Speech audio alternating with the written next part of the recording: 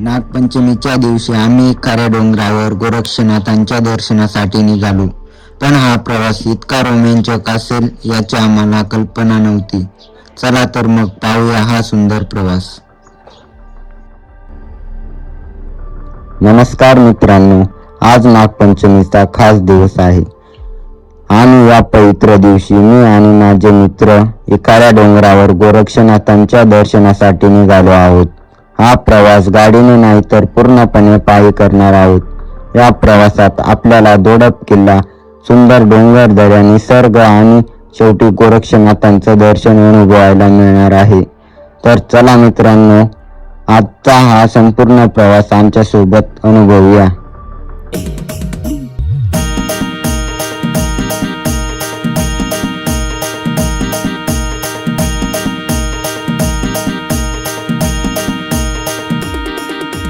सकाळची वेळ आहे, हवेत छान गारवा आहे आणि आज आम्ही सगळे मित्र या प्रवासासाठी तयार झालोय. नागपंचमी असल्यामुळे आजचा दिवस आमच्यासाठी आणखीनच खास आहे. गावातून बाहेर पडताना आजूबाजूला दिसणारी शेती, झाड, डोंगर आणि मोकळं आकाश हे सगळं पाहताना प्रवासाची सुरुवात खूपच सुंदर वाटते. आता गाव मागे सोडून आम्ही पुढे निघालोय.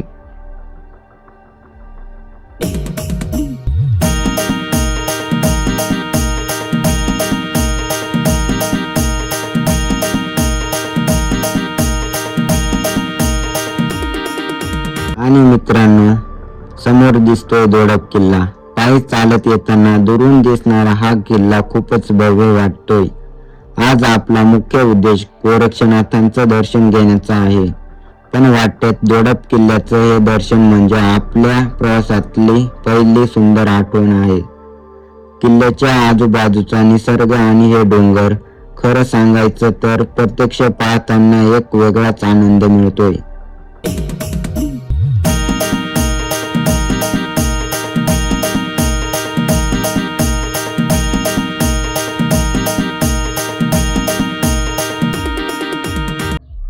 आता दोडप किल्ला मागे सोडून आम्ही पुढे निघालोय. आपल्याला जायचं आहे खाऱ्या डोंगरावर. आता पुढचा संपूर्ण प्रवास पायी आहे. वाटेत मित्रांसोबत गप्पा, मस्करी आणि मध्येच एखादा सुंदर नजारा दिसला की लगेच शूटिंग. पायी प्रवासाची मजाच वेगळी असते.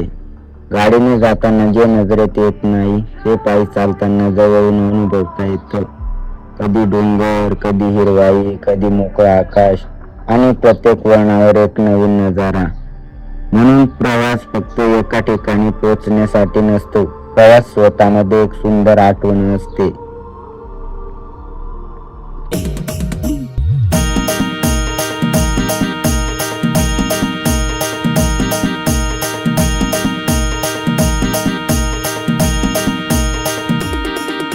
आता आम्ही खाऱ्या डोंगराच्या परिसरात पोहोचलोय.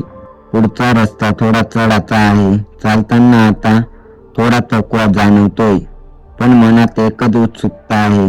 आता थोड्याच वेळात गोरक्षनाथांचं दर्शन होणार. नागपंचमी असल्यामुळे आज इथे भक्तीचं वातावरणही खूप छान आहे. आजूबाजूला डोंगर, थंड हवा आणि दर्शनासाठी जाणारे भक्त, हा सगळा अनुभव खरंच खूप सुंदर आहे. आता फक्त वर पोहोचायचं आणि गोरक्षनाथांचं दर्शन घ्यायचं.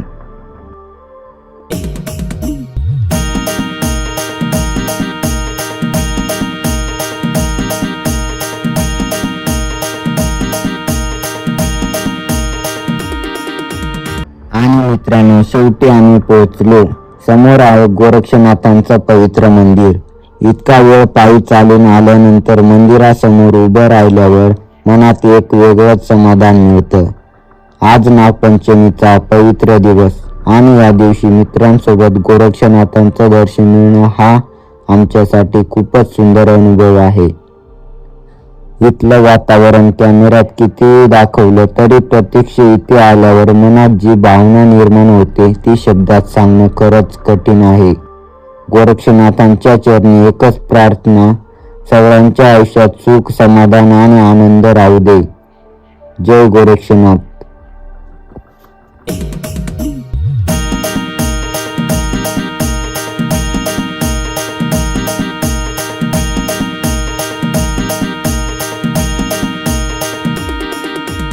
तर मित्रांनो, आजचा आपला नागपंचमीचा हा सुंदर प्रवास इथेच संपतोय.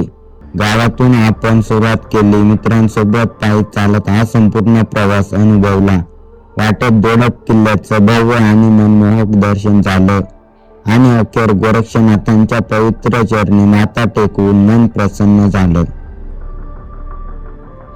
मित्रांसोबत घालवलेला हा संपूर्ण दिवस आणि हा प्रवास आयुष्यभर लक्षात राहील.